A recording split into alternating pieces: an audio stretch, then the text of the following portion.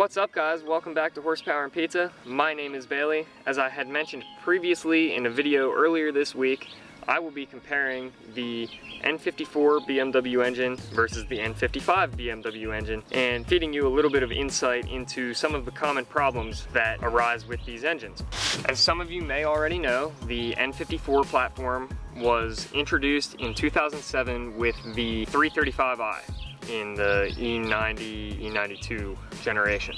BMW went on to put the N54 in the 135i, 535i, as well as, I believe, the 1M and the Z4 35i. The N54, I'm gonna get some hate for saying this, I believe. The N54 was a great engine. It is a 3-liter, inline-6, twin-turbo. BMW prides themselves on inline-6 engines, as they should, because they do very well with them. The problem was, BMW had not produced a forced induction engine in a few decades at this point. So the N54 was nothing short of an experiment. As common with BMW engines, they were prone to water pump failure. That's just a BMW thing. It's kind of like head gaskets are to Subarus. If you have a Subaru, at some point you're going to need to do head gaskets. If you have a BMW, you're bound to do the water pump eventually. Another common problem with the N54 platform was the high pressure fuel pump. They just tended to fail, and I've talked to a few people that are on their second and third water pumps, and I know of at least one person that's on their third high pressure fuel pump, which is kind of a shame. Another huge problem with the N54 was carbon buildup. They would get carbon buildup in the head. I've been told that they need to be walnut blasted at somewhere between 50 and 75,000 mile intervals. It's unfortunate. It's a maintenance thing. With a high performance engine, you're gonna have maintenance. It's just comes with the territory. The N54 was a twin turbo engine, so when you have two turbos, you have twice the chance of turbos failing. BMW actually offered an extended warranty on N54 platform cars to replace the turbos because of the wastegate rattle, and the warranty was 8 years or 82,000 miles. I think that's awesome because there's a lot of companies that will not stand behind their product and say, we messed up here, let's make it right. BMW didn't do that. They actually stepped up and said, we'll fix your car, but here's the terms, here's your timeline for doing so.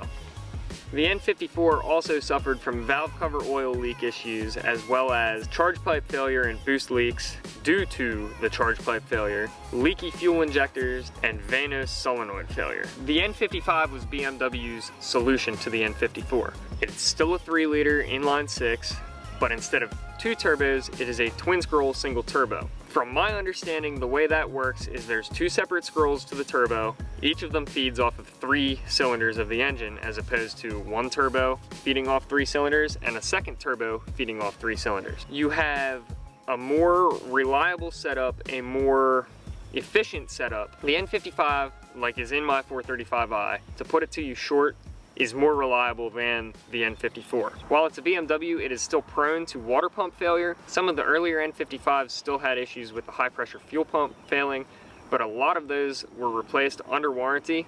BMW did not go on to offer an extended warranty on those though. There have been reports of a little bit of wastegate rattle, but it hasn't been as widespread as it was with the N54. The N55 is still prone to Vanos solenoid failure, as well as valve cover oil leaks. One of the big issues I've heard has been oil filter housing gaskets leaking oil. I don't know if this one has been replaced because I'm the second owner of the car. I haven't spoken to the previous owner. I bought it from a dealership. I haven't looked into the Carfax deep enough to know if it was replaced, but it's a $15 gasket and it's not that hard to replace yourself. So I plan on doing that myself just as a preventative maintenance thing here shortly. I don't know if I'll film it or not, but I hope to. While the N54 was prone to more issues than the N55, the N54 is more tuner friendly. You can put down a little bit more boost. I'm not sure what it had in it as far as pistons go, but I know it had a forged crankshaft.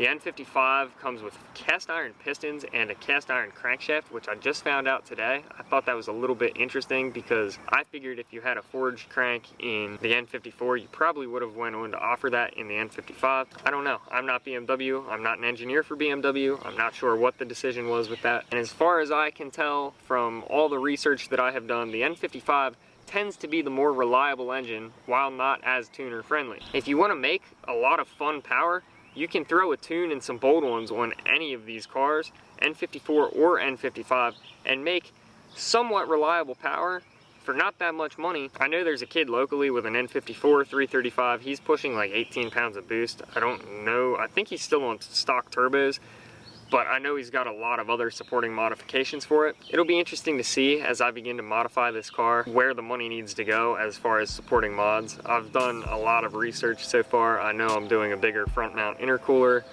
and a few other things before we turn the boost up and really see what this car can do. The N54, the N55, they both make about 300 horsepower from factory. They're fun. I mean, it's not, 300 horsepower isn't a crazy amount of horsepower, but in a car that's pretty light and very easy handling, it's enough to make it fun. I hope you guys enjoyed this video. I hope you learned something. I will be linking the articles that I researched a lot of this information from down below, as well as my Instagram, which is @horsepowerandpizza. If you like Horsepower and Pizza and like the content that we produce, please head over and check out the website. The summer line dropping in just a few weeks. I can't wait to show it to you guys. I want to thank you guys so much for watching. Peace out and build it for you.